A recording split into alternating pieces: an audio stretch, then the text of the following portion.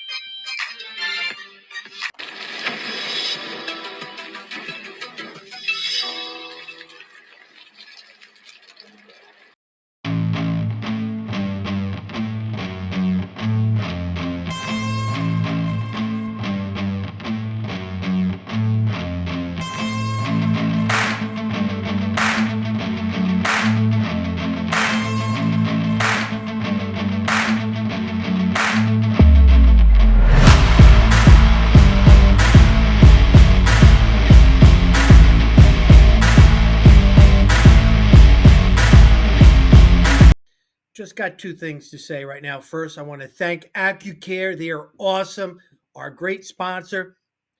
Get there. If you haven't been there yet, make an appointment, get to ACCUCARE, especially towards the end of the season when your body needs to get that extra push and be healthy on the football field. Rehabilitation, recovery, they are the best. Make an appointment, call them and tell them you're coming. All right. The Shore Football Report is definitely endorsing going to ACCUCARE. They're the best out there right now. And they have athletes going there around the clock, all sports, and that's that. And also, when you're transitioning to another sport, your body is gonna be needing this ACCUCARE treatment because you're using different body parts. So just make sure that you utilize ACCUCARE, located in Brick. They are the best. I love being associated with them. They are part of the team, the Shore Football Report team. All right. The other thing I want to say is this: subscribe to the Shore Football Report YouTube channel. Every one of you, when you watch it, click subscribe. It's free. It's free. Turn the notifications off if you don't want to hear it. But subscribe.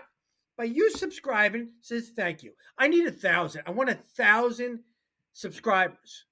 Please, please, please, please subscribe. Scott Stump says I don't say it enough on our show. That's why we don't got 1,000 subscribers. But subscribe. All joking aside, it's the cool thing to do. All right. Join the Shore Football Report team. We got so many things that are going to be going on our YouTube channel, not just our talk shows. We're going to have extensive all-star team coverage that we're going to do. Also, yes, you've been asking, the Stumpy Awards, they're coming back. The Stumpy Awards are coming back from 8 years ago, and I know you guys are going to love it. So we're going to have all my all-star teams, all county, all shore, all division, my rankings of players, because I changed things up and seeing how guys are playing, adding the freshmen, the 2026s are going to be included in that rankings too. It's a lot of stuff, all going to be on our YouTube, the Shore Football Report YouTube. Subscribe. You won't want to miss it. In the off season, I'll be doing things around the clock for recruiting, talking with college coaches and coaches from all over the country will be on my talk shows throughout the off season. There's no off in my season. All right. Subscribe to the Shore Football Report, and also, more importantly, make an appointment to ACCUCARE and tell them Rob Davis sent you. Welcome to week 8, the Shore Football Report. I cannot believe we're in week 8. I'm Rob Davis, and there's Scott Stump here for another great week of high school football talk. Scott, what do you think? I mean, this is it, right? Last week of the regular season, we're gearing up for playoffs, do or die time for a couple teams. Like this week is always a lot of fun. And again, you're starting to get that playoff fever now. We're only 1 week away from the postseason. We'll know the brackets soon. Finally, we can start predicting who's going to do what. Can't wait to see all the matchups. And yeah, you have a few teams fighting for their lives are you going to be in the postseason? Are you going to be in the crossover games? So, yeah, this is always a wild. Coaches always calling up, texting, what season are we? Where are we going to be at? Who are we playing? Are we on the road? Are we at home? Are we all this? So, yeah, this is always a wild week, but an exciting one. It's a very sensitive word. It's playoffs. Playoffs. You can say it to certain teams. You can almost kind of say to others, and others you don't even talk about playoffs. It's sickening. It's sickening. The word playoffs scares a lot of people off, or you get excited with that. But you're right. They have now what I call the NIT playoffs, the consolation round. You know what they're doing, right? If you don't make the playoffs, teams 17 to 24 are going to be in a 18 NIT bracket, like consolation. Right. They're trying to incentivize those games and add a little bit more juice to them because historically teams are opting out of them, or one team shows up all excited to play, the other team mails it in. So, I think they're just trying to make those games a little bit more meaningful. Or you can opt out. So by Tuesday of this week, you are to tell the state we are in the playoffs or the consolation. And if you say you're out, then you're not involved and they move on without you. I mean, usually the only time I've seen that kind of stuff is certain parochials, non-publics, if they feel like they're just completely overmatched in a playoff game against one of these state juggernauts, they'll tap out of the bracket and go play like a game against a public school that's more like competitive with them, but you don't see it a whole lot. And then you have teams that, hey, they might be struggling just to have enough guys to field the team by the end of the year if they're a small school, so they end up not playing. But I've seen a lot of I just feel like these games they're obviously overshadowed by the actual NJSA playoff games, so they're just trying to give some sort of incentive to have teams want to play another couple games here. There's so many scenarios out there, who they're playing, even a consolation. We don't know what the state, how they're going to direct those consolation games. So when they call you or I up, we have no clue what's going on. We have we have a rough idea, but we can't say something definitively because I can't tell you how many years where, we just found out this team had an eligible player the last 2 weeks. Right. That now gains 2 more losses on them. It changes the entire formula.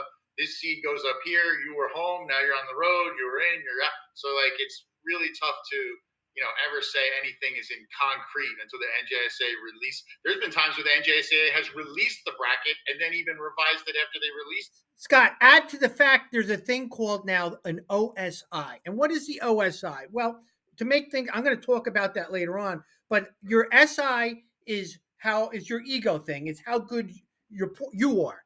The OSI is you're taking everybody's SI and you divide it by how many games you played. And what gets affected? When teams blow people out. When teams blow people out, it changes their SI, so you inherit a lower SI of theirs. And I'm going to explain that later on in the show, how that affects everybody, because whoever played that team whose SI lowered, now your OSI is going to be lowered too. It's hard to compute. It's so hard to compute. And there's a lot of games out there where their scores are like 85-6, and it does nothing for them. It actually lowers them. And I'll explain that later. But I'm just glad you're the math guy. I'm the journalism guy, so you can handle that I'm explanation. being a media guy now. I see the pulse of teams in the summer. Everybody puts their hand in. Let's break on championship. And then from that point on, it starts getting a little bit lower and lower each week. It's sickening because we are 2 years, 3 years removed from COVID, where we kept saying, who cares about the records? Let's just play because we love football. We kiss the ground. Now it's like if there's word called meaningless. These are meaningless games, which I think is bullcrap because, listen, you need to readjust your goals and all that stuff. And you're playing football, which is 10 to 12 weeks of your life. Have fun with it. And these people are, this isn't fun. We're going to be a 16 seed. Why are we even doing it? Or we're not in the playoffs. I can't wait for basketball. Terrible. It bothers Go a me. little easy on basketball there. Yeah, but anyway, it just, no, I mean, I think you're right in the sense that, especially if you're a senior, this might be the last time you ever put on the pads and, prepare with your friends, hang out with your buddies, like go out there and give it everything you have. So yeah, you'd like to hope that guys are going to go out there and give max effort. But yeah, I've seen it over the years. There's been crazy mismatches in those crossover games where one team really is raring to play. What you usually see is a team that has a lot of guys coming back the next year, a lot of sophomores, a lot of juniors. They will take those games way seriously because they're using that as a springboard. Hey, if we go out and pound this team this year, we're going to take that into the offseason with some momentum. But if it's a senior team that disappointed expectations and things like that, you sometimes see them just go in and say, forget it. We're on to wrestling or basketball. Tank it. We call it tanking. They tank. Yeah, they're tanking it. They're trying to get the lottery pick. That eighth grader. The only thing is there is nothing at the end of that rainbow. There is no lottery pick. There is no number one pick in the draft. No, there's usually an administrator waiting at the door saying, see me Monday morning. But no, I just, this week, though, is always so fun because, there might be the crazy upset that just causes all kinds of chaos in the bracket.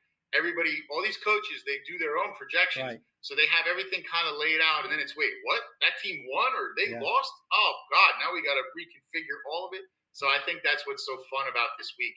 It can descend into like crazy chaos in a matter of hours when teams start getting upset or like, blowing a lead. Oh, they're ahead by 2 touchdowns, so we should probably just pencil them in. They're going to be this seed. Wait, they lost?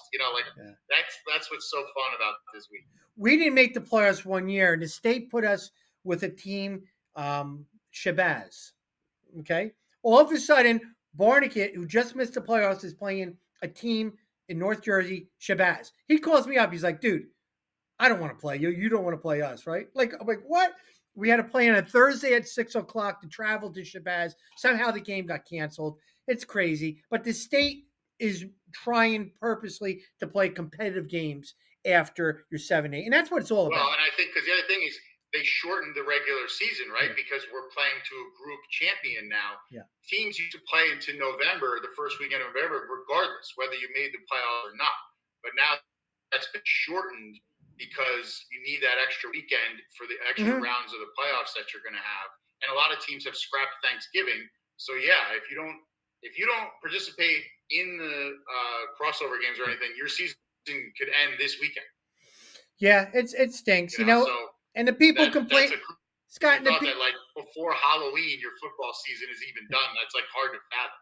Well, the people that are complaining about football now, it's the end of the year, we're not good, whatever. Once 2 weeks removed, you'll be wishing those days back. You really were. So that just irks me as a former coach. All right, Rob, now we're going to get to this week's Shore 4, the 4 big things we were talking about coming off this weekend's football. And we'll start with a pretty historic landmark victory for Marlboro. I think a lot of people thought their bid for the playoffs is probably done. They got 2 hard games left here to end the season. I mean, if they're going to get in, they got to beat Manalapan, which they hadn't done since 1994. And then what happens? Luke Rubin. Did you see that kick? It kind of knuckleballed its way just over the goalpost. But hey, it doesn't. You don't get style points. Like he kicks the game-winning field goal in the final seconds, 17-14. I mean, talk about just a monster win. And not only that, what a character win for Marlboro. You had a huge injury to A.J. Schwartz early in the year. You had Cassidy was banged up for a game or two, and he came back and played great on defense in this game. But I think their season in one game with, like, you'd have to say, Luke Rubin had the biggest kick by Marlboro in the 21st century. Jay, you know what I mean? I mean, they haven't been in the state playoffs. They haven't been in the state playoffs since 1999, the days of Dan Klecko. Yeah. You know, and 94 was the year they won their only state championship. So that was just a huge, huge victory for the Mustangs. I love watching that video, and Coach Delgado's doing a great job losing his leader, a quarterback safety, and then coming here. Luke Rubin's kick just barely went over the goalpost. It's basically an extra point. And he told me he was contemplating, should I just run the ball at Matt Cassidy or should we kick it? And I think he made the right choice. But listen, it just barely made it. He got special teams overall player of the week, and the whole place went crazy. A great win for Marlboro, puts them in the state playoffs, and bumps Manalapan down a little bit in the seeds. But Marlboro, you gotta root for them. I mean, they're a team that hasn't been there. They lost their leader, and now they make the state playoffs with that win. I give them a lot of credit. A lot of credit. Yeah, that's what I mean. I just think that they had 3 losses in a row, and after a great start, but the injuries were mounting, and I mean, this is a school that they've only been in the state playoffs 2 times in the history of their program, 94 and 99. Yeah, so this is a great very story. Landmark victory. Great story, tough kids. Again, just a great character win for them against a team that they had not beaten in. I mean, that's my 1994 was the fall after I graduated from high school, so that was a long time. This tells me this though. When you lose a guy like AJ Schwartz, well, maybe they have some pretty good players on the team right now too. Not just Matt Cassidy. Got Ryan Mendez. Got a bunch of guys in the box right there. So there's going to be names that you're going to be hearing about when we talk about All-Star teams and the Stumpy Awards. So good. Yeah, I mean, kick of the year right now. I know like you said, it wasn't the prettiest thing in the world, but as far as the most important one, it's tough to beat right now. I think of the Tennessee kicker who knuckleballed it over there against Alabama. Nobody cares that it wasn't that aesthetically beautiful of a kick. The place went berserk and tore the goalpost down because it was an incredible win. That's what it's all about. And don't forget, they're also in the same district. So there's a lot of stuff right there. And then the second thing we want to talk about is fantastic finishes. You go first. Oh, yeah. I mean, the game I was at Friday night, to me, was the most exciting game I've been at all year. Ocean pulls it out in overtime, 34-28. CJ Flanagan with the walk-off 6-yard touchdown run. The place goes berserk. His teammates swarm him. Just a great back-and-forth game with a lot of, big plays. Ocean had an 86-yard touchdown catch from Mateo Andrews, kind of bobbled it at midfield after, Tyler Douglas launched an absolute bomb. I mean, he showed how he's an FBS quarterback. He had a fade ball down the sideline to Andrews early in the game. Like, that looked like a throw you'd see on a Saturday in a big college game, or maybe even on a Sunday. So he was, as advertised. And I thought Middletown North, we think of them, they throw the ball, they have Sheehan. But no, they realized they had a big size advantage up front, and they pounded them with the run game, I think over 230 yards. So it was kind of the battle of the big play offense of Ocean against like the grinding running game of Middletown North. Yeah. Like you didn't necessarily envision it in that way, in the sense that like you figure these are 2 teams that like to strike down the field, and that it might be this big play answered by that big play, but Middletown North controlled a lot of the clock. They were really physical up front. It was impressive in that regard. But then it seemed like every time, Middletown North had a long drive and took a lot of the clock and seemed like they were going to kind of like take the wind out of them, Ocean would come back with some huge play. And in overtime, that huge play was, the whole game, Ocean had not been able to get any kind of turnovers. They finally got one. Defensive lineman Shane Garrett, they throw a screen, gets tipped up in the air, he dives on the Middletown North's overtime possession. That was absolutely huge. And again, they overcame a career game. Nino Morgan-Acker on Middletown North had 180 yards rushing. That was his career high. Mm-hmm. So I just thought there were great performances on both sides of the ball. But, Ocean was undefeated. They're absolutely on the ropes. So you needed that. But they find a way. So that was really – and talking to the game after the game, talking to Tyler Douglas, talking to Coach Donnie Klein, they were almost like we needed this in a way. Yes. This was like a playoff game to us. 100%. We've been blowing teams out in our division. We've had all these lopsided wins. This was a massive, serious test from a good team, and they took us to the absolute brink. But we found out what we're made of with an undefeated record on the line. So I think that was a big benefit. I mean, that's a really tough loss for North because they did play so hard. They played well, and I was really impressed. Obviously Morgan Acker was great, but James Barneo on both sides of the ball, he had a touchdown rushing. He had 3 or 4 sacks on defense. He was great. So that to me though was definitely the excitement of, and Middletown North opened the third quarter with an onside kick. Really? Kind of shocked Ocean, recovered that, and then there was wild plays like Tyler Douglas on one play probably would have had the run of the year in the short conference where he eluded like 4 guys and then ran for 40 yards. It gets called back from a penalty. The next play, he unloads an 86-yard bomb to Mateo Andrews. So it was one of those games where you couldn't even look away or you were going to miss something great. It was a lot of fun. It felt like, all right, this is almost like the playoffs are here. Like, this is what we're hoping for. Yeah. And then there was another one down with an Ocean County team. Pinelands, again, continuing their surprising season under Coach John Tierney. Yeah, nobody was tweeting about the game. Nobody. So I called up my buddy Steve Fentz because his kid's on the team. So I'm talking to him. It's getting down to 3 minutes right now. He's saying doesn't look good. 2nd and 4. They got the ball. Holy smokes! I can't believe it. Oh my God, we scored. I'm like, what? I hear the place going crazy. Then he slowed it down and told me Mikey Hall picked up a fumble and went 27 yards for a touchdown, and they didn't look back. 12-7. Big win for John Tierney. They're 4-3. They lost 3 games by 10 games. It gives them an outside chance to make the state playoffs, winning on the road like that. But Joe Adam, the fact that Pinelands is in the conversation for a state playoff berth at this point of the season, historically with their program, that's not normal. They're clearly, and I feel like their defense this year has really been the backbone of that team. Joey Adelizi. Joey, Mr. Adelizi. I worked with son. The legend himself, Joe's dad, at the Asbury Park Press early in my career. He does one of a great my favorite job. guys. So yeah, it's great to see.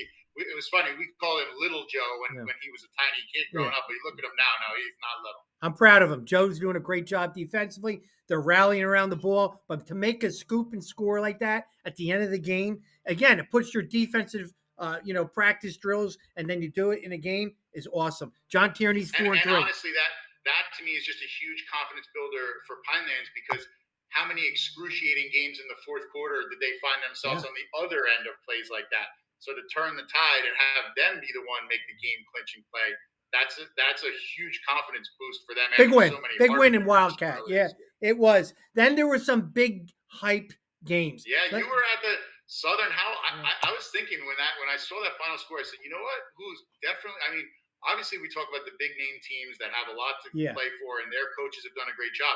But what about the job that Chuck Donahue has done this year with almost an all new team? I talked to Chuck because I didn't realize they changed their offense again. They were in spread. They were in 20 personnel, 21 personnel, 11. They weren't running that triple option, but whatever. He's got a great defensive coaching staff led by Matt Abato. Great job. Now, Howell, they got their big receivers. They spread it out. They're great from the 2020. They just weren't scoring. 5 turnovers in the game. Southern had 2 big plays on Waggle to Max DiPietro at tight end. 2 big touchdowns. Andy Valletta, what a great leader he is out there. I mean, the stats might not show it, but he is such a true leader offensively, defensively, the quarterback and safety. It was a big win for Southern. It was a huge win. I mean, you think about this was I know Chuck would never say rebuilding because he's built a good program there. Yeah. But they had almost an entirely 100% new starting lineup. And like you said, now they had an offense, and now they have a different offense. And so the fact that they're right in the hunt and like getting wins like that this late in the season is a real testament to that. And honestly, their big thing is their defense creates a crazy amount of turnovers. Like when they beat Long Branch, what did they get? 3 or 4 interceptions and a fumble in that game? Yeah. So that defense, not only do they get stops, they take the ball away. Well, Chuck Donahue's got a luxury. He could play around, like when he was changing the offense at the beginning of the year, the triple, he knew that his defense was going to be sound, keep him in the games as best as possible. And then when he changed it, give him a lot of credit. He changed in the middle of the season to what he felt comfortable through the last couple of years, and it's working. He's doing a great job, Chuck Donahue. Great job. Absolutely. Yeah. Great I mean, job. I think they're one of the underdog surprise teams of the year, just given how much they Yeah. lost. And they lost the school's all-time leading rusher. Like they graduated some big-time players. So, yeah, it's a real testament to what he's built there that it just keeps rolling even after losing that many talent. I went to another game, and they do listen to our show because they had popcorn waiting for me at Manasquan. Of course. We know. Yeah. When you go to Manasquan, you have to get the popcorn. But do I need to eat 4 of them? No. I mean, you got to take your Lipitor like in the car on the way home. I had 4 of them, and they were as good as the ones in the past. They were great job by the parents group with their popcorn. It was senior day. Manasquan has all their dudes back. They're now on a 3-game winning streak. Patton's looking good. Jameer Howard. They got Matty O'Donnell over there. They got some dudes, and Detlinger is back. They're rolling right now. Manasquan. Shore's a good football team for Group 1, but there was a big difference between Manasquan and Shore that game. There really was. Yeah, and I think again, Manasquan is building back to full power here. Yeah. With Jameer Howard and Brett Patton in there making plays again. They raced out early in that game and never looked back. And like you said, Shore's a division champ. I mean, they're a quality program. I know it's a little bit of a smaller school, but that's still a really quality win for Manasquan. And I think, again, the feeling of, we're getting back on track. I mean, Julian Whitehall also 10 tackles, fumble recovery. Like, they're starting to look like Manasquan, after guys hurt and out and tough losses and this and that. Right around playoff time, they're starting to become Manasquan again. So I wouldn't want to be the team that has to deal with them in the first round of the postseason. Coach Price is doing a great job. He really is. I love what he does offensively, where he's got Justin Sella, who was the Monmouth County assistant coach of the week. Offensively, what they do with their RPOs. But Coach Price is doing a great job with this team, getting them back after an 0-3 start. We knew they were banged up, all right? But he's got them going in the right direction. He's got them battle-tested.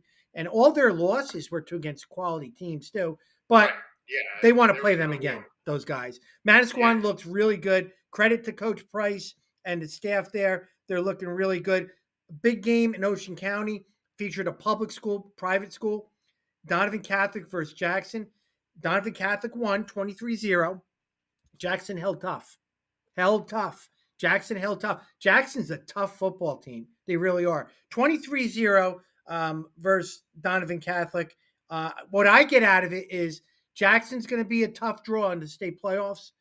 Donovan Catholic is where they want to be. They're getting better each week. They're young, and they're going to be scary next year. But they're going to be in that non-public A bracket, and they're probably going to play. I hope they get a 7 seed, so they play a 10, so they can get a win before they play Don't Bosco. Make them have to deal with Bosco or Bergen right away. No, I'd like to see that happen. I think that was a good game for Jackson in the sense that, obviously they're not happy they lost by 20 plus, but that's the third shutout of the Donovan Catholic defense. To me, is right there with RBC as the best in the whole Shore Conference. Led by Dante. Dante Veneri's having a very quiet year, but he's tops in the state with tackles, had 17. He was our player of the week for overall.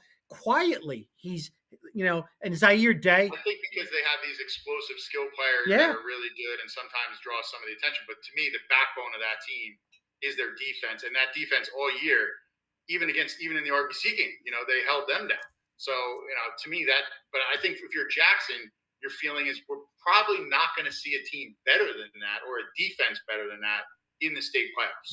And that's a good test for them as far as going into the postseason. Obviously you struggled, but again, you saw a level that you might not really see until the way deeper rounds of the playoffs if you're able to get there. But I was impressed with Jackson keeping that score. 23-0 is a nice wide gap, but it wasn't running clock. They didn't back down, and I like Jackson's fight. I really do. I do. And then Middletown South Matawan, it was 41-10. Matawan comes in. I mean, they're the division champs. They can win it all next week. Playing Middletown South, who's rolling. There was a big score discrepancy. Middletown South is tough. I mean, They're just Well, I tough. think South, their running game is just so dialed in right now. I mean, Physical. between the last 2 weeks, Rumson in this game, I think they have almost 800 yards rushing combined in those 2 games. Yeah. And it's not really one guy. That's the other thing. You can't just focus and say, well, if we stop Summy, we'll win. Because Swakeel will hurt you, Gallagher will hurt you, and they have other guys. So Sawako, it's really yeah. just their offensive line that has been just bullying people the last couple of weeks. And for Matawan, that's just a learning experience. You're a young team. This is a higher level that okay, we're good enough to win our division here with a lot of the smaller programs and other. That's the next level that as we come back next year with a lot of our team, that's the level we have to aspire to reach, to where we can compete with a team like that, an American division team on that level. Colin Gallagher's having a great season defensively. Oh, yeah. I mean, his numbers you are. I feel like when you talk about defensive player of the year candidates in the Shore, his name is right in that conversation. Luke Waffle on the edge, a sophomore. Look out for him. He's a good one. Getting overshadowed a little bit by Colin Gallagher, but he's quietly having a tremendous season at linebacker. Gallagher, he really is. That's they call Penn State linebacker U. Middletown South is like our little local version of that. Like every year, whoever the number one linebacker is on South is probably a first-team All-Shore candidate. It's just like clockwork with them. It's crazy with that position how they just produce one star after another. Such a great lineage before Gallagher. You could name, the Nick Macalusos and the guys like that were just incredible all those years. It's like they had one every other year, as a star of their team. All right, and our last one, let's talk milestones. And this was, you do play John Madden football. This was John Madden football numbers. Tell us the stats that he put up. Yeah, Connor Dietz, first of all, every Brick Memorial game is just so crazy score-wise. 53-33 over Central. But he set a Brick Memorial school record with 385 yards rushing and a school record with 7 touchdowns. And they've had some great backs go through that school and quarterbacks. So to own the single game records for both of those is really impressive. And on top of that, he threw for 180 yards. So he had 565 yards of total offense. And just to throw it in there, he had 2 interceptions on defense and kicked 4 extra points. If you're playing that, there's a glitch in the game. There's a glitch. That's like a cheat code. That's like I went up to go get a drink and I come back and all of a sudden your player is unstoppable. Like 90. I think that what an accomplishment for him, and that's like an Ashante Worthy game. Remember back in the Freehold heyday, where high 5, 600 crazy short conference record level yards in a game. Dietz has had an amazing season. Yeah. He's the engine that drives that team. All their games are wild. Their defense has struggled all year, so the offense, it's almost like the perfect storm for putting up crazy numbers because you have to keep coming back on the field when the other team is scoring. Yeah. That was definitely on a night he'll never forget. It was 35-33 at half, so it was within the range of the game that he did it. It wasn't running up to score. It was that's my point. And I think that was a lot of those Freehold teams some years with Ashante Worthy. They were giving up some points, so he had to keep going back out there and leading drives and scoring and making plays just to win the game. Yeah, it wasn't like we're up by 50 and we're leaving him in. It's like they need him to keep scoring or they're going to lose. So that was just an all-time performance for Dietz. Etch his name into the record books. I would hate covering that game with all the tweets. My fingers would be like this, right? That was a game like back in the day with the press, like. You're just doing the box score would take like 45 minutes. Forget writing the story. All right, Scott, here is the Week 8 KLINE Brothers Pools Coaches Top 20. 21 coaches voted this week. And the story of the week is North jumped over Red Bank Catholic by 1 point. So if you look to the right where it says the points, 409 to 408, it was 11 first place votes to 10. That's how close it was. So North jumped to the number 1 ranking for Week 8. What do you think? For the first time all season, RBC has held that spot since the beginning. So now the coaches, tiny hair, nudging North ahead. Again, I know I could see this flip-flopping every week, back and forth in a couple of weeks. But finally, we're going to get to the nitty gritty of playoffs and all that. But one interesting thing though, this week, right? RBC plays Rumson, who is a common opponent of Toms River North. Ooh. Toms River North beat Rumson, was it 40-27 or 28 earlier? 40-27, yep. 40-27. So his RBC has multiple incentives in this game. One, they're trying to lock down the outright American Division Championship all for themselves. Two, it's their long time rival that's right up the road in Rumson from Red Bank. And three, are they going to try to prove a point with this whole, we're going to try to beat them worse than Toms River North did? They'll never say that, I don't think, but I think it's the type of thing when you look back at the end of the season, if these teams are barely separated, they have the same records, neither one won a state title or both of them won a state title. Yeah. They might look at a game like that as, an argument one way or the other of why that team should be number one. Yeah, well, I mean, or it could jump every week. You never know how people are thinking, with our coaches. So that's interesting. So 1 point separated them. As you can see, Jackson, we had Marlboro jumped all the way up to 15. Manasquan came back in, and they're a program that deserves to be in the top 20 every year. Well, that's what they would think, but they were out.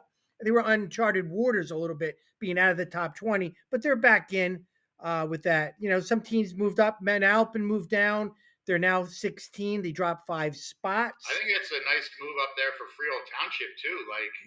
Just on the outside of the top 10 at 13 from 17. And Southern with the win over Howell, they jumped up. Quietly. So you look at the top, 10 for the most part, and it's pretty solidified.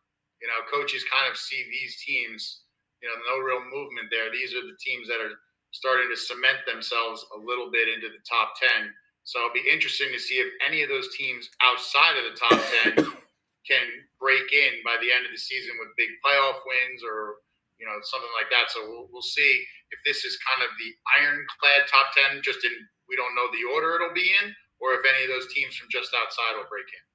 Some teams can get hot these next couple weeks. And when you're in the big stage, you know how people start looking at you differently, right?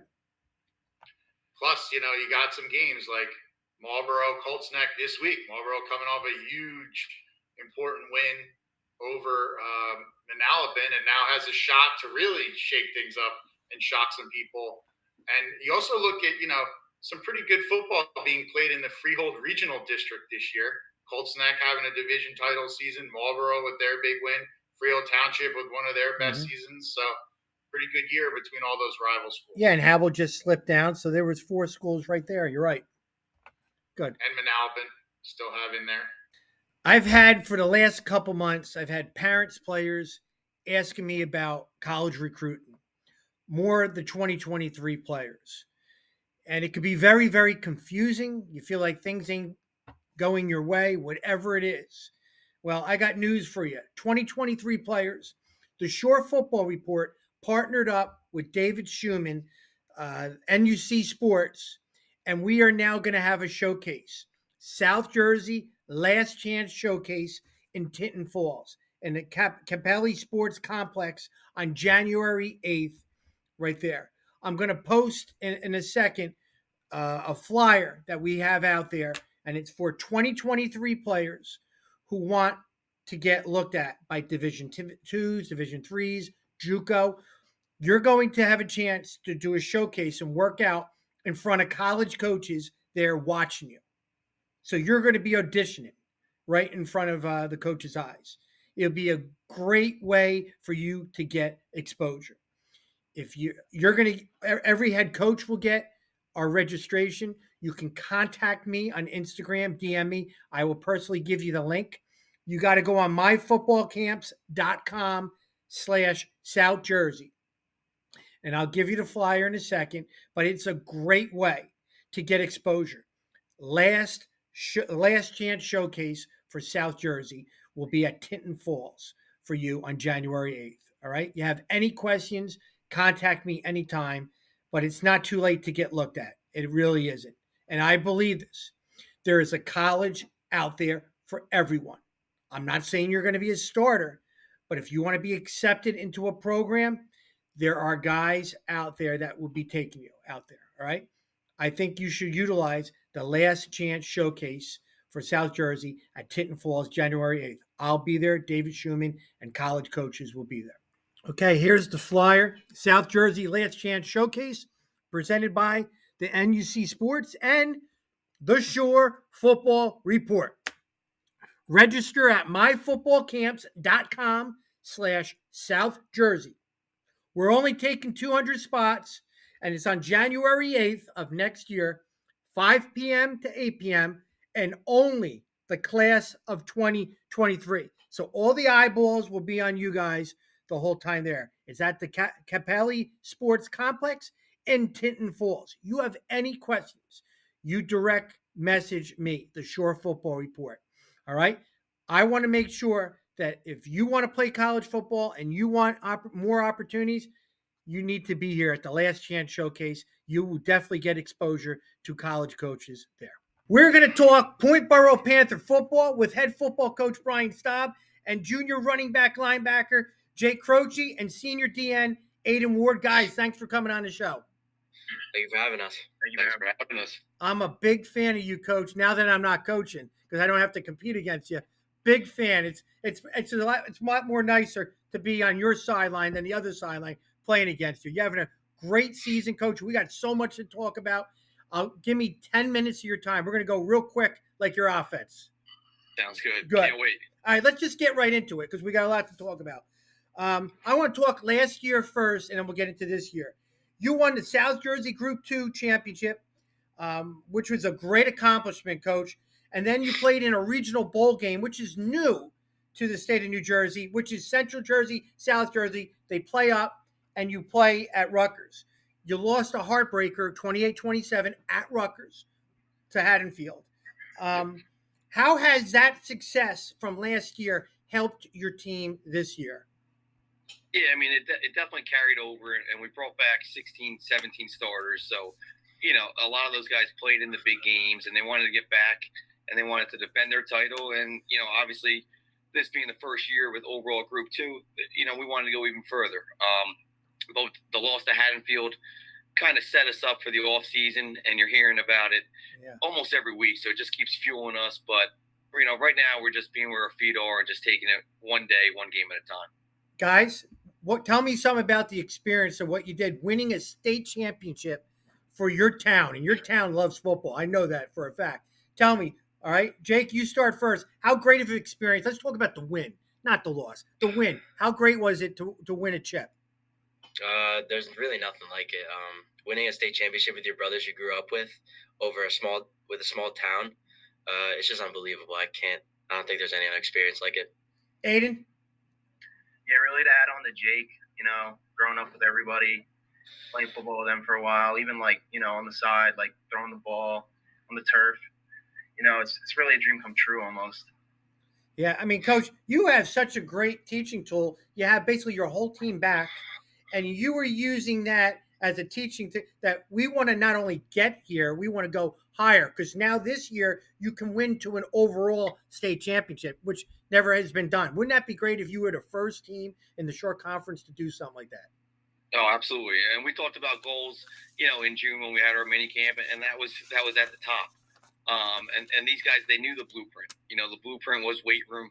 It was special teams. It was coming up, showing up every single day, fourth and goal, everything you got. And they bought in. And, we were so excited about the guys we had returning, but it was how they worked and how consistent they were that really had us, believing that we could do this. Coach, I remember in the summer you did this workout. Somebody sent me a video of you guys working out on the beach. So I played a little music on it too, and I was getting 20,000 views. Thank you, guys. Thank you. Everybody loves you guys in your workout, but you guys embrace the grind. And I know your coaches real well because you're a real competitive coach and your staff, that these guys embrace the grind, right? Oh, absolutely. A weight room to us is everything, and they not only do it, but they enjoy it. They love the weight room. It's the best weight room team we've ever had. So the atmosphere, I tell people it's machine-like. There's no talking, no fooling around. They're in there. The accountability is off the chart. They're motivating each other to just go heavier and faster and harder. So it was really special, and that's where it all started. All right, let's talk about the state of your program right now. You are the defending South Jersey 2 champs. You're 7-0. You're number 4 in the coaches top 20, which came out today.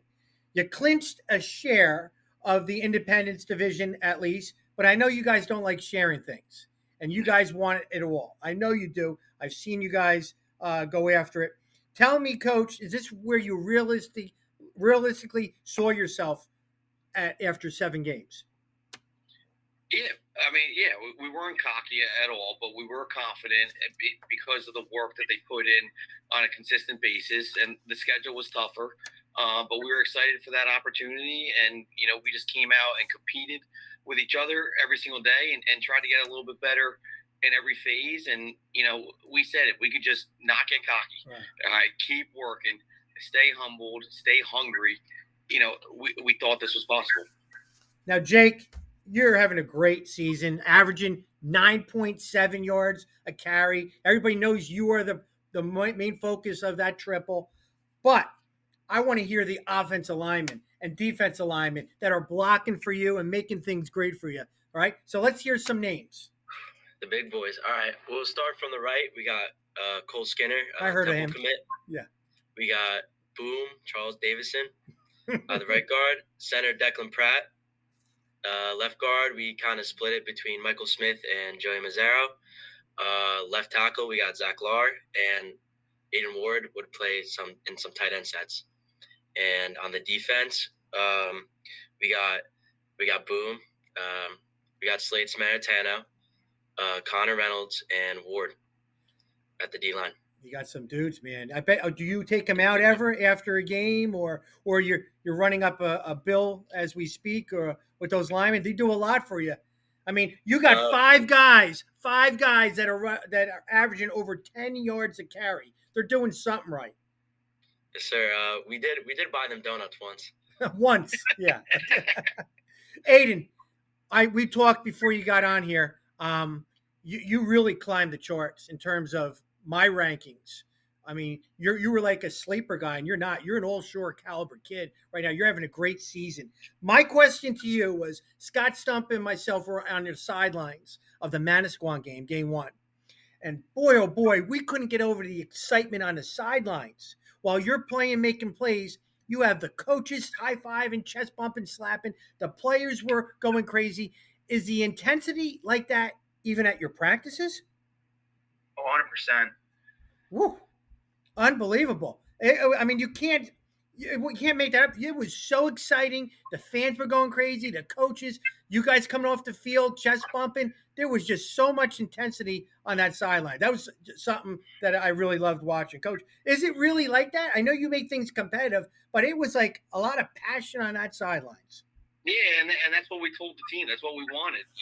We want them to have fun during the games, every single one of them, not even just the guys that are on the field, but the sideline guys as well. Our scout team has been outstanding all year, so consistent again, and we want to put on a show, and we want them to have fun and enjoy the moment. So we not only like that, but we do encourage it. Coach, we've talked many times. When I was a head coach, you were coming up the ranks. You were a younger offensive coordinator, and we talked, and we got pretty close through the years. And when you became the head football coach, I seen you grow, and I really seen you grow. And I'm going to tell you how proud I am of you. You took over the first 3 years. You were 8-16. Is that correct? Right? Correct. You flipped it. You flipped it last year to this year, where you built your tradition and your program 17-2 the last 2 years with a state championship and also going after another one right now. What is the secret? How did you flip it all of a sudden like that? Yeah, I mean, it took time, but number one had to be the weight room. We had to buy in it, and this group, even when they were younger, when they were sophomores, Jake was a freshman, we knew it was coming. We also then, special teams were huge, and we had complete buy-in with that. So it was more just timing, growing in the process. These guys saw the process, and it's almost like a player-led program where the accountability is just off the charts. And us as coaches, we get on them, no doubt, we get on them. But they hold each other to a high standard, and that's what separates them, really. Aiden, this guy over here brags about you all the time when we talk. I want to hear it from you being a senior. You go from 8-16 to winning a state championship to where you are right now. I mean, what did you guys do amongst your players as a leader of the team? Honestly, everybody, like all the gaps were kind of filled. Like we just had like everyone. Oh, sorry. You guys were. I mean, your leadership, and you were a guy of action and not a lot of words.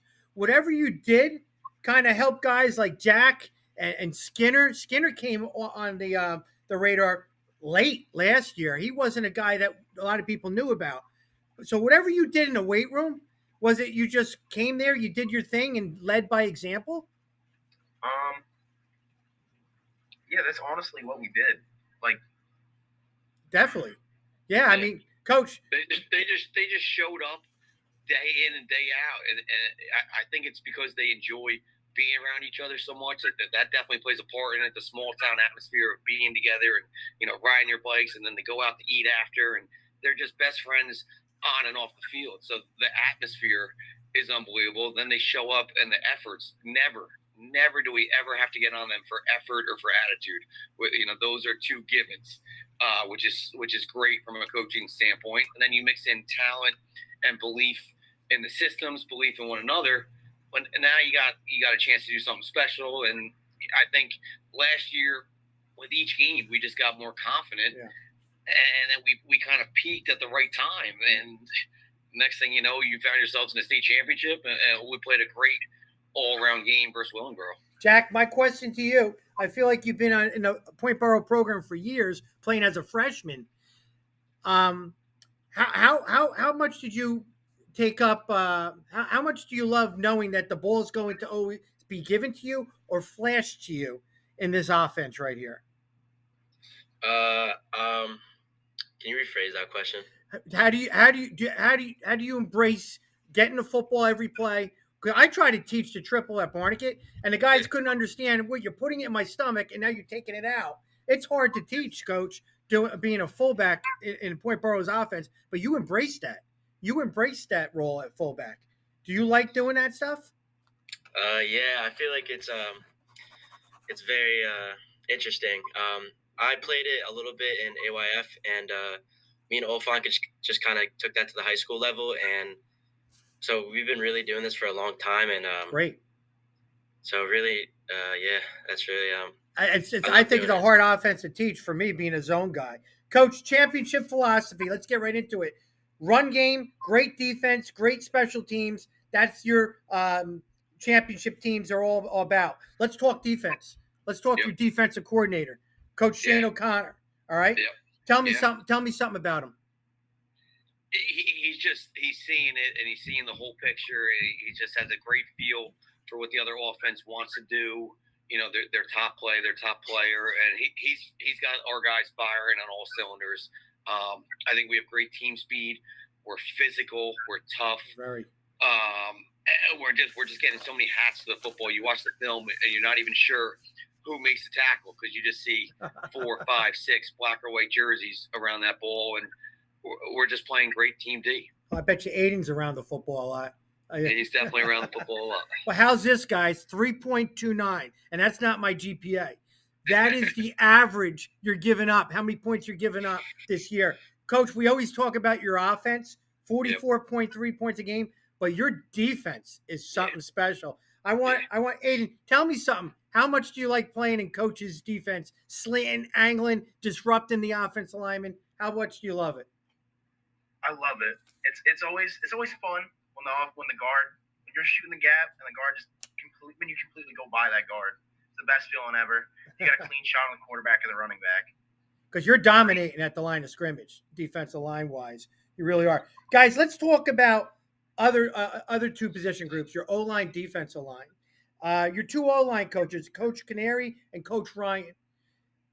Jack, tell me something about those two guys. And I know they're high energy, so you don't have to say that.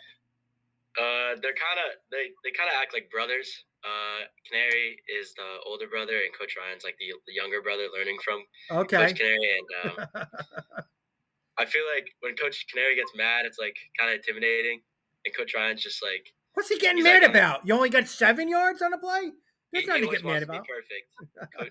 What the coaches love is to be perfect at all times. So Yeah. Yeah, great. Let's talk defensive line. Let's call Coach Sidepod and Coach Gendel. Tell me something that the average person wouldn't know about those two coaches. Ward, take it. Ward, take it. All right. No. So Coach Kendall, he's an interesting guy. You know, we got quite the stories about him. You know, you see him, he kind of waddles to practice. Now, like, I'm gonna be looking at this next time I see him now. Yeah.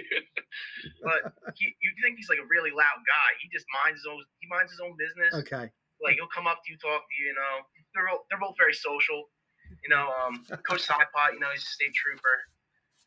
Well, that's good to know. Very social guy, very engaging. Open to new ideas too. You know, he helps us out when there's like, you know, stuff's like kind of confusing. So it's great. You get whatever it is, you got something going great. We always tell our coaches, you know, the kids are robots and they're doing what they're told, and it's working. It's working.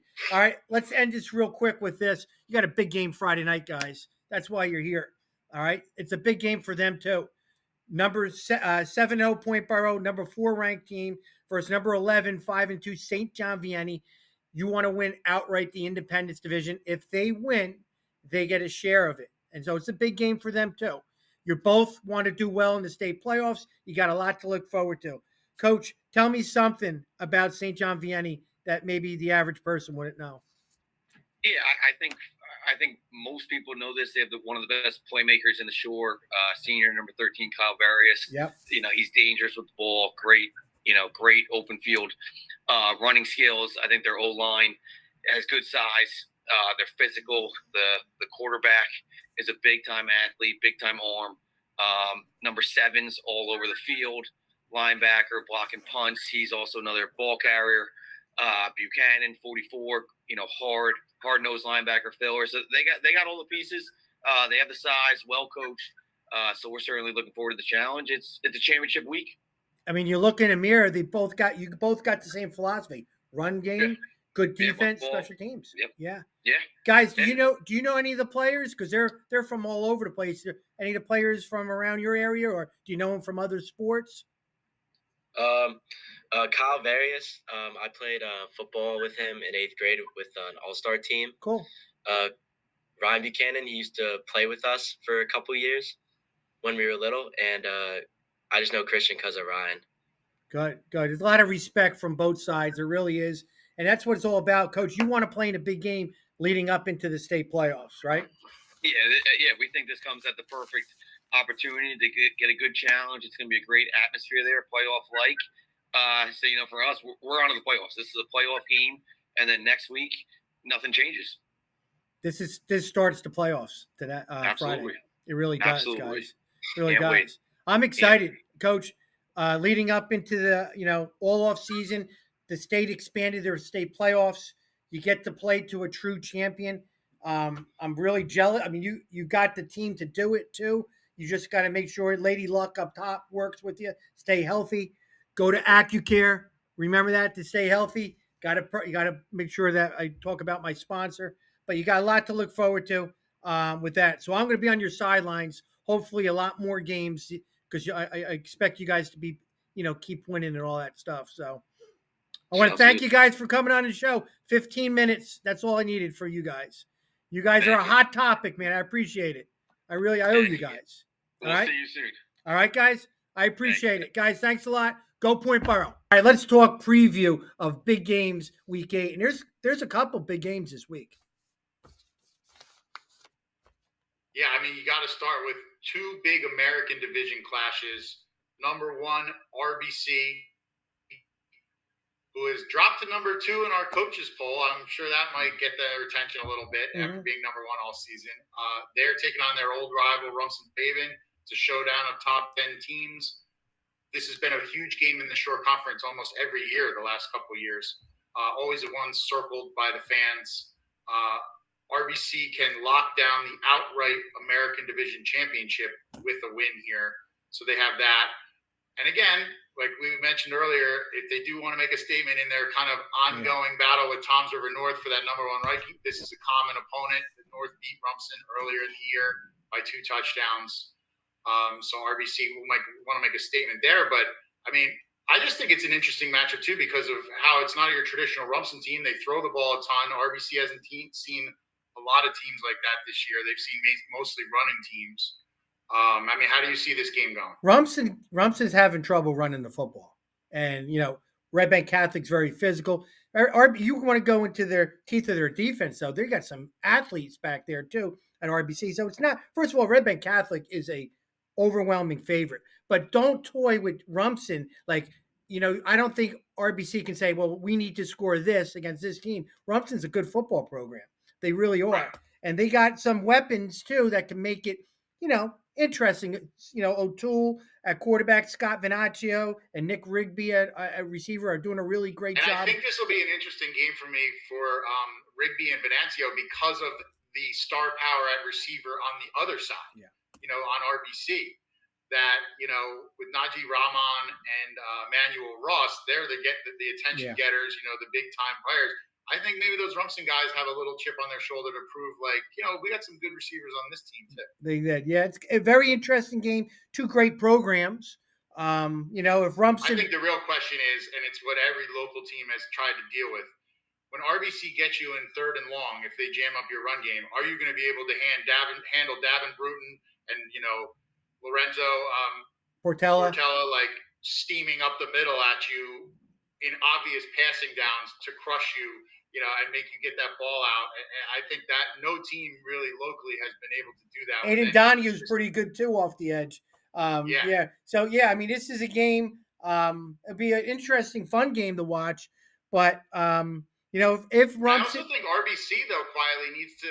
I don't want to say get their offense back on track, but they got shut out by Seton Hall Prep. They've kind of had a few low scoring. I think they want to feel good about their offense. I mean, they still have one more game. Non-conference game before their playoff run starts because the non-public brackets are shorter, less teams than the public. But I think RBC wants to get their offense going again, get their running game established, and hit some big plays in the play action game. So yeah, I think it's a great game. And then we also have another big American Division showdown: Donovan Catholic against Middletown South.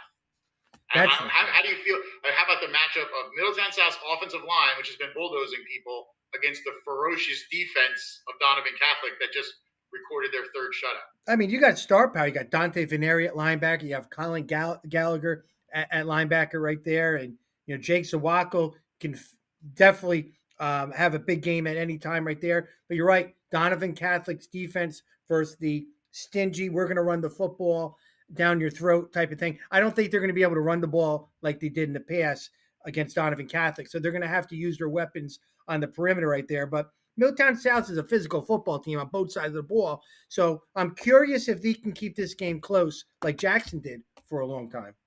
Right. I mean, that's the thing. Can Middletown South's defense contain Najee Calhoun and Michael Thomas and the big play guys for, Donovan Catholic long enough that, hey, it was at the fourth quarter and it's 13-7 or 7-0 or something where you might be able to punch one in and steal one. I mean, South has already played RBC, so they've seen big physical defenses and they struggled in that game. I mean, they lost, what was it, 35-0? Yeah, so, they did. I think that's the other thing. Can they make strides after seeing a very similar defense to Donovan to where they can keep this game tight going into the fourth quarter? Middletown South has nothing to lose. I mean, this ain't going to affect them in the state playoffs. Right. They're getting the multiplier and again, points. This is a great test for them. Yeah. That you're not going to see many teams the caliber of Donovan Catholic in your playoff bracket. So this is a playoff level game going into the actual postseason. And Donovan Catholic's been a little under the radar after the Red Bank Catholic game a little bit, and yet but they're still winning convincingly in all those games. But they're quietly the top 4 teams in the Shore, which they're probably saying we are top 2. Right. I mean, and their feeling is certainly, that, they've played a really difficult schedule. Yeah, and the other thing is they're just so young. I mean, this is a team that's going to be entrenched in the top of those rankings the next couple of years. Yeah. But they want to win now, obviously. So without a doubt, looking to get, and their state bracket is so difficult that, you want to pick up as many of these big wins locally because it's a high mountain to climb once you get into the postseason. Real high. And speaking of another team that's geared up for the postseason, but still has some unfinished business in their division, we have undefeated Point Boro against St. John Vianney. Boro needs this game to lock down the division title all for themselves. Point Boroughs, they were back to they showed they were human last week. It was 7-0 with I think 4 minutes remaining in the half versus Barnegat. And credit to Barnegat, they was stifling a little bit, but their gains weren't going 80 yards. It was 6, 7, 6, and they were getting a little frustrated, according to Coach Staub, because the plays weren't going. They needed this game. They needed to know that you're not going to score a touchdown every single play. We are going to have to now punt. when you get to the playoffs, you're not going to break 70 yards every time you run the ball. You may have a lot of 13-play drives where you're just getting 4 or 5 yards a clip.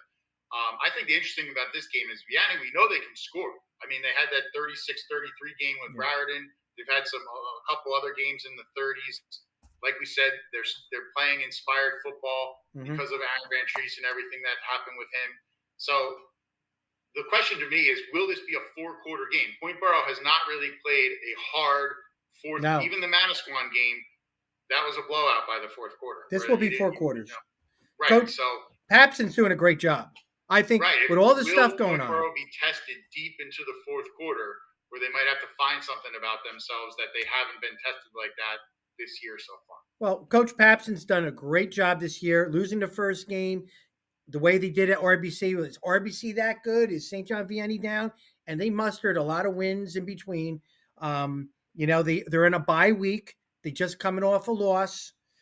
And they're playing Point Borough. And I mean, this is going to be a game for 4 quarters. It really is a good test. So I'm anxious to see that if Vianney can win this football game, that they will, No, they would shock the entire state, St. John Vianney, if they won this game. And I'm not saying that because I don't think that they can't do it. It's just that's how good Point Borough has been. They have blown out every single team they have played. So, I mean, if Vianney, to me, is even locked in this game in the fourth quarter and it's a touchdown game or a 10-point game, I think that will open some eyes as it is. That's definitely an interesting game. And a game that became, I think, very interesting because of Marlborough's big win last week over Manalapan. They're playing another Freehold Regional District rival, Colts Neck, who's looking to, again, lock down their division outright for themselves. But that just got a whole lot more interesting than if Marlborough's good enough to beat Manalapan. You think that should give them, a good chance against a really tough Colts Neck. Well, Colts Neck is a good team. People go, hey, there's nothing really sexy about Colts Neck. Well, first of all, there is. When you don't wins, they play great defense. They're physical, and they don't turn the ball over. And they also have a running back, Chris Scully, who's pretty good. But over 1,100 yards last week. So he's having a great season. Although last week was his first game being held under 100 yards. Yeah. So they're going to want to look to get that. But, but their quarterback, Don Beninado, showed last week he can make plays, if you jam up the run game a little bit. But they're very good up front. They're very good on both sides of the football. And he's a good athlete. He can get out and throw on the run. So, it's really a question of, Marlborough, are they just going to ride the wave from last week of we had the best win we've had in almost 30 years, against an American division team that's faced a lot of other good teams. And Manalapan is a little bit similar to Colts Neck in that they play great defense, but they play a lot of low-scoring games with their offense. So maybe Marlborough. And the thing is, there's going to be other teams in that division watching that, getting the score updates on that game, because if Colts Neck loses, that leaves the door open for potentially a tie in that division. With Jackson, we'll get there in a second. But Marlborough and Colts Neck are splitting images, how they play. Good defense. We run the football. We'll win on special teams. And Marlborough won that last week. Colts Neck's been doing that all season. It's going to be a quick game. Not a lot of passes. Now, that leads to this. With a win by Marlborough, if Jackson can take care of a stingy Freehold Township, then Jackson can win the championship as co-champs. Yeah, they would grab a piece of it. Yeah, so that's what I'm saying. It's a big incentive for Colts Neck for finish strong, and it's a big incentive for Jackson Memorial to get a win against a Freehold Township teteam. Again, that's having one of their best seasons. He's doing a great job, Corey Davis. Corey Davies doing a great job. I mean, all of a sudden they're 5-3. He's come back from some tough losses and beat some games that probably most people didn't pick. I know you didn't pick them because I'm beating you in the game in our weekly picks. So, but he's doing a great job. I gotta hack hack into your account and change up those picks. I got a doctor about another 3 or 4 wins on that, so I can even have a chance before the end of the season. Yeah. So coach is doing a great job at Freehold, and Jackson. I mean, and they had the sophomore quarterback in Nick Cardone had a great game last week against Manchester, 40-7 win. Chase Enlow, again, their running back. Corey Davies, we all know he's always had the great receivers in the quarterback, but Enlow's really getting it done as a running back this year, sophomore. He had 3 touchdowns rushing, 3 touchdowns last week. He's become a real weapon for them. So, it's a dynamic offense against the Jackson team, that just saw the Donovan Catholic defense, which, shut them out. But again, is one of the best in the short conference. But, with Ty Mann at quarterback and different weapons, Albert I think a lot of D'Alessandro. that game, is who's going to win up front. Because if Jackson can win up front, they're just going to sit on the ball and run the ball. Jackson's physical. They're physical. And how quickly people are forgetting that I did predict that they were going to flip their season. They were 3-6 last year. I said they're going to be one of the top sleeper teams. They're not a sleeper anymore. People know they're very good. They are ready for the state playoffs where Jackson's used to being in. They really are. Albert D'Alessandro is having an all-sure season. Remember that name. He's only junior, too. Yeah, I saw him in the season opener against Brick Memorial. He had some just huge plays on special teams and returns, getting behind the defense, catching deep balls. Yeah, he's been a big addition to them that helps just stretch the field and give teams more, to worry about as far as a big play for them. Now, a win with Freehold Township, they're already in the state playoffs. They can probably get to maybe a 5. I don't know if they'll be a 4, but they're going to move up that food chain a little bit with a big, healthy win against Jackson. So they got a lot to play for, too, Freehold Township. Oh, absolutely. I mean, this is, the season that they've been building up to. And again, this would be a real breakthrough when, they've only won, one playoff game in the history of their program. Yep. They've only played in 5. Yep. So, yeah, to get a win here and vault themselves up to where they get like a 4-5 type game that might be, a more evenly matched game in their bracket, potentially get another win. And again, they got some young guys, like we just said. Quarterback is a sophomore. The standout running back is a sophomore. So this could be a real springboard season for them if they can get this win and then take that into the playoffs. Ty Mann, too, we have to definitely mention him. He's having a great all-shore caliber season, on the field and also on the sidelines, doing it's great leadership. Ryan Fisher leads their O-line, D-line, too. So they're going to have a lot to play for, too, Jackson, because they don't just want to get into playoffs. They want to win it. All right, and then we also, we got to talk about our newly minted number 1 team in the coaches' top 20. That's Toms River North, undefeated. They're just looking to lock down the outright division title against Middletown North. I mean, the real question, can anyone give Toms River North a game? They hung 70 on Toms River East last week. Middletown North showed they're up for the challenge. They went on the road, took undefeated Ocean team all the way to the brink. But, can anyone even give Toms River North a 4-quarter game? I think that's the main question of this game. Yeah, they're rolling. I mean, they're averaging over 50 points a game. Defensively, they're ready for the state playoffs. Toms River North, of course, they got to beat a Middletown North team that really needs this game for the state playoffs. They need this game. Them losing last week and looking at their state playoff situation, they need to win this game and a lot of help probably to get in. So this is a hungry team that Middletown North is going to be putting on the field against a Toms River North team that's just rolling. Right. And it's just weird because Toms River North is number 1 in our coaches poll now, I think, but I feel like they've been under the radar. They've been like sitting in the weeds where we haven't really been talking every week about Michael Ford and Pruitt and Kazanowski and all these guys because they're just blowing teams' doors off that are overmatched. So I think it'll be good to get back in playoff mode and focus on them again and what they're capable of doing. They're not playing 4 quarters either, those kids. Right. You have TJ Valerio, who's been playing the second half probably of 3 games. So, right. I mean, he's not – I mean, his numbers are like 4 carries for 85 yards, 3 touchdowns. Like, what does he do when he's getting – I think that, we'll find out maybe a little bit more about them this week if Middletown North can push them a little bit. And then speaking of another undefeated team, we have Ocean coming off the, emotional, hard-fought overtime win against Middletown North, against an RBR team, that Red Bank Regional team that's been kind of sitting in the weeds. Like, this game looks a little trappy to me, where you could be looking forward to the state playoffs, and RBR's been playing better and better every week, and maybe they catch you. Granted, when you have Tyler Douglas on Ocean, their senior quarterback, like that, I don't think he's going to let that happen. And again, they want to still be undefeated going into the playoffs, so this matters to them. But Red Bank has been playing better week after week. Coach Fallon's doing a great job at Red Bank. This is a must-win game for them to make the state playoffs. Must win. And if they could get this upset against the Ocean Township team that's rolling, not only will they get in the state playoffs, that would also create tri-champs with Brick Memorial, if Brick Memorial could take care of Brick too, which would be a pretty unique thing right there. Red Bank's offense is really good. Their defense is kind of getting better, not great.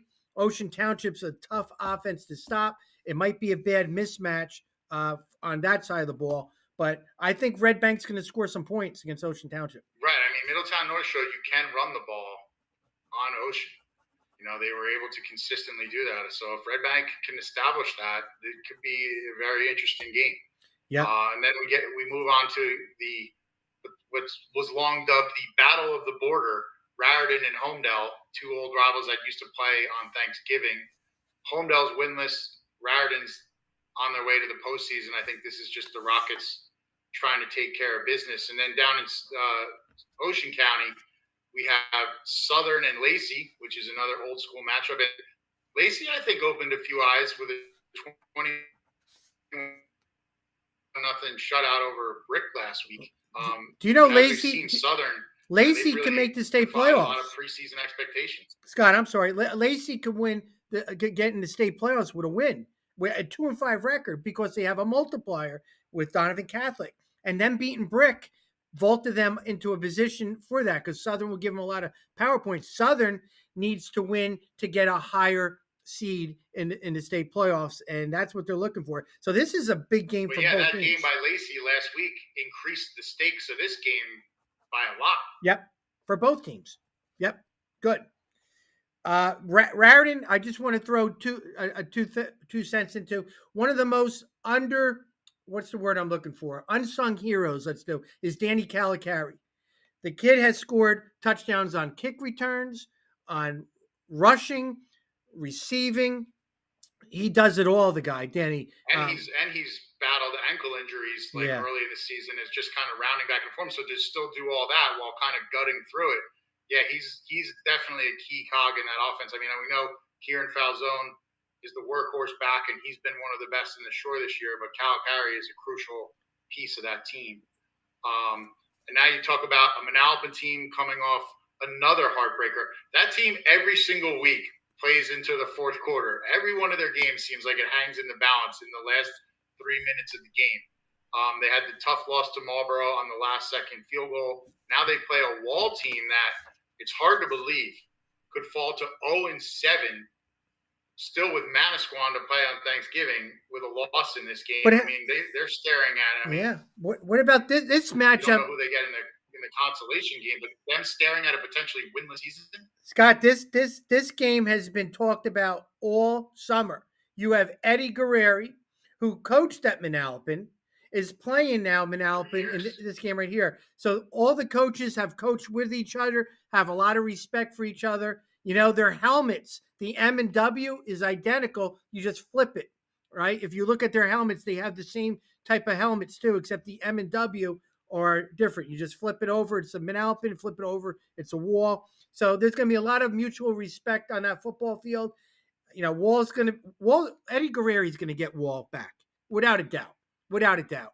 He inherited a team that he had to do a little rebuild with, and he's got some horses up front, some linemen. Manalapan has played in some close games, have lost a couple of those games, and they need this win badly to get in the playoffs in a decent seed. They really do. A lot of emotion. And then you have Long Branch heading down to another winless team, Central, who just put up 33 points last week against Brick Memorial in that wild shootout. Mm-hmm. Long Branch didn't even play last week because of the forfeit situation with Neptune. Yeah. The threats of violence that the school officials said ended up canceling the game. So that's a tough thing for Long Branch to just practice all week and lose a game like that at the end where you don't even get a chance to play, and now you got to pick it right back up. No, they won the game. They won the game. Yeah, maybe they get the win, but it's like they didn't get to get out on the field and do it. No. So for them, this isn't one of those games that's going to get you a ton of points or anything. You just want to build some momentum for the postseason. And then you have an interesting game that I think Barnegat and Matawan. Matawan, again, can clinch the outright title in their division, but Barnegat can make things interesting and get a co-championship themselves, correct? If they win? Yeah, Barnegat came out of last week's game feeling pretty confident that they, resisted Point Boro for a good maybe half and maybe a series, let's just say with that. Now that they get to play for a piece of the championship. Matawan's looked really good all season, had a tough game last week as well as Barnegat did, and now they're going to be playing for the overall championship. Matawan's got a lot of skilled kids, young guys. I thought they were a year away, so them winning right now is a credit to Coach Graber, and Barnegat's excited. This is going to be I'll be at this game, Barnegat and Matawan, because there's a lot riding for Barnegat and also Matawan. State playoffs too. If Barnegat wins, they're in the state playoffs. They lose, they're not in. So everything's all on the table for them. Yeah, and Matawan has played some really close games in this division. It's not like they've blown this division out. I mean, Pinelands they had to beat in overtime. They had some other close games. So, I think this on paper looks like it should be a pretty hard-fought game. JoJo Bivens obviously trying to continue his school record-setting season for Barnegat. But, yeah, and it's also interesting because both teams are coming off playing high-level opponents. Yeah. Barnegat just saw a tremendous Point Boro team. Matawan just saw a tremendous Middletown South team. So they both, are coming off playing high-level teams. So, yeah, I think that to me is one of the more interesting games of the week, not between, top 10 level teams. And then you have the long-time Thanksgiving game. And then for a while it was the first game of the season, the Battle of Brick between Brick Township and Brick Memorial. Well, we talked about when is the best time to play a rivalry game, beginning, middle, or end. You said it. I like the end. So if there's PowerPoints and the winner goes into the state playoffs, imagine that. Well, Brick Memorial needs this game to win and to get in the state playoffs. I think Brick might be looking outside, looking in, but Brick Memorial, if they win, I think they're in. And there's going to be a lot of emotion playing at Brick. Brick Memorial needs this win. Connor Dietz has thrown up some John Madden football numbers. Very interesting storyline. I'll be at this game too. Yeah, and that's why I think, you love these games because you're telling me the Brick players wouldn't love nothing more than to wreck the season of their rivals and potentially knock them out of a playoff berth. I mean, that's what I love. Not only do you have the rivalry, you have real high stakes to it of like, are we going to be playing in a crossover game or are we going to be playing in a playoff game? Yeah, that's going to be a fun game. That'll be a fun game to watch. And Brick's kind of owned Brick Memorial, recently. So this is, are they going to turn the switch a little bit and Brick Memorial say, we're going to start, winning these games and also moving to the state playoffs too. Manasquan, Monmouth. Manasquan's rolling, 3-game winning streak. They got all their dudes back, playing a Monmouth team who just lost a heartbreaker to Pinelands. I see Manasquan rolling on this and really kind of picking up a lot of momentum going into the state playoffs. Yeah, I think that's really what this is about. Just Manasquan getting another win, getting over 500, continuing to build steam. And then you have two teams that it's interesting because, this late in the season, you talked about it in the intro, how much, how hard are guys coming out? Are they mailing in the season? Are they still going out and playing hard? You have a Neptune team that can get their first win of the season against the Toms River South team that has one win. So to me, this is definitely kind of a big pride game as far as and Neptune, that's a great program. And they did have an 0 for season not too long ago. The last thing they want is to have that happen to them again. So I think that's just one of these games where you're interested to see who comes out to play hard when neither team is going to the postseason. And then, go ahead. Yeah, go ahead. You're right. Yep. And then I think, then we talk about Jackson Liberty and Toms River East down in Ocean County. again, another one of those games in that division where these teams are so evenly matched, it's really hard to call. Yeah, I mean the East Jackson Liberty game. Yeah. Yes, yeah. I mean Jackson Liberty's having one of their better seasons at 3-4. Tom River East, I thought was going to be a little bit better, moving down a couple of divisions to this division. So I think this is like a must win for Tom River East. If Jackson Liberty can steal a win here, I mean, credit to Coach Sharples, resurrecting this season right now and getting to 500 at the cutoff at 8. So I think this is a must win for Tom River East. And speaking of another team that wants to continue to make strides, you're talking about Pinelands playing Manchester. Pinelands could be 5-3 with a win here. I mean, that's the first time in a little while that they would have that many wins at this point of the season. They're playing competitive ball. Yes, they can get their 5th win, but their 3 losses, they also probably could have won 2. They're probably sitting. Right. I mean, yeah, they could very easily be going to try to be like 7-1. John Tierney and his staff's doing a great job playing competitive football there. In Manchester, they got off to that 2-0 start, and they were kind of an early story in the Shore, but they've really struggled since then. They played a tough game against Barnegat. I think Coach Farrell's doing a good job there. He's building a culture there. He's getting there. The kids want to play for him.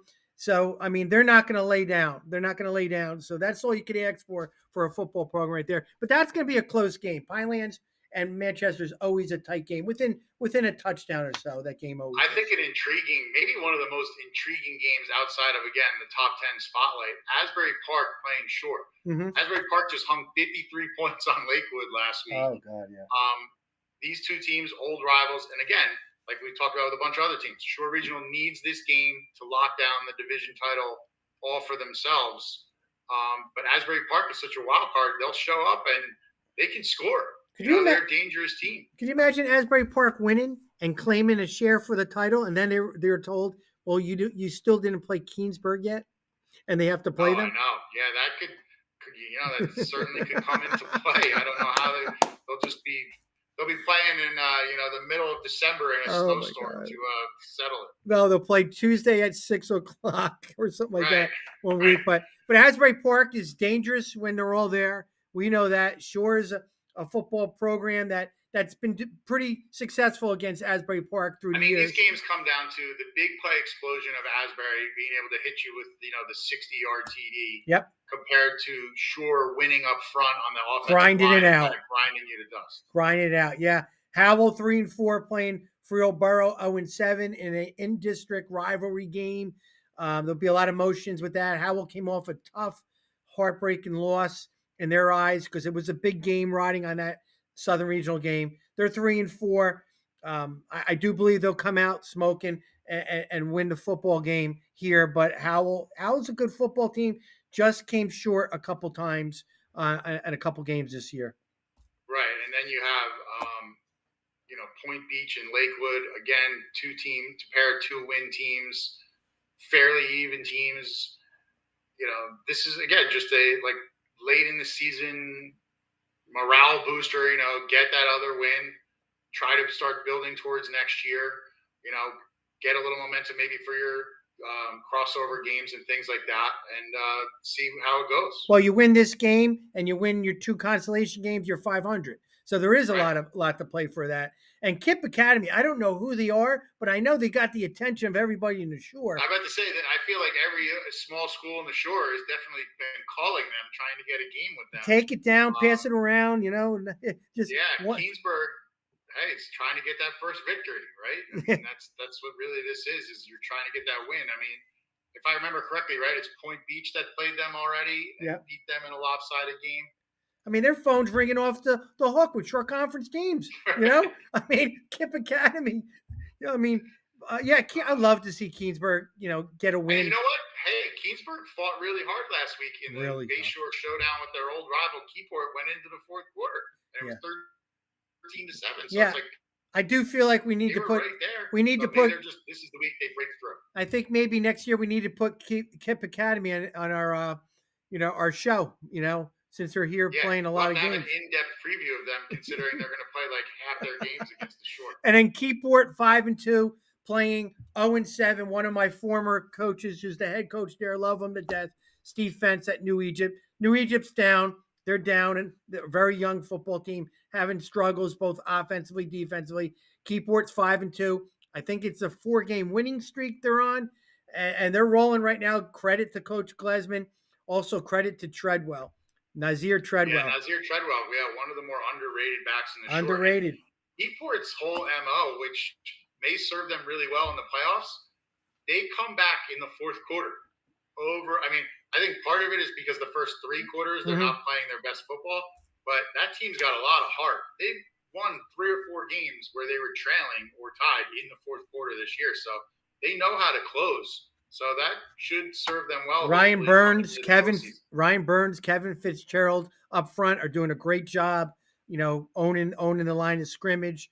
So Keyport's just I'm very surprised. I thought that them losing DJ Thompson, there'd be a big drop off. They're 5-2, and they could be 6-2 by the cutoff. Credit to their coaching staff and those players for not rebuilding, just reloading. Well, Scott, we're done. We're done with week 8. Next time we talk, playoffs. Playoffs? Season, baby. Playoffs? Can't wait. Playoffs? You ever see that commercial? I mean, that Yeah, Jim Mora? I got to put that on my thing. Playoffs? Can't wait. Playoffs and Consolation Games, and we're going to see who opts out. Breaking down the brackets. We'll have everything will be official and real by this time next week. We're gonna have some fun. All right, we're good.